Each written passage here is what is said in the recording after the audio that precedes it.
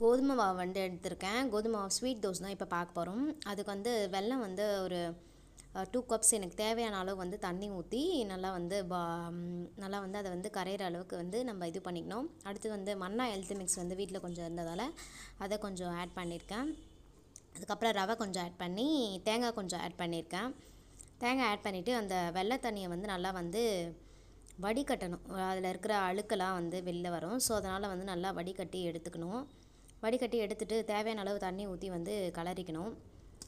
தேவையான அளவுக்கு அந்த எவ்வளோ அந்த கோதுமை வந்து நிறையா அப்சர்வ் பண்ணும். ஸோ அதனால் அது உங்களுக்கு திக்னஸ்க்கு ஏற்ற மாதிரி வந்து தண்ணியை வந்து அப்சர்வ் பண்ணணும். இது வந்து கல் காயத்துக்கு முன்னாடி ஃபர்ஸ்ட் டோஸில் வந்து போட்டேன். இது வந்து நல்லா வரலை.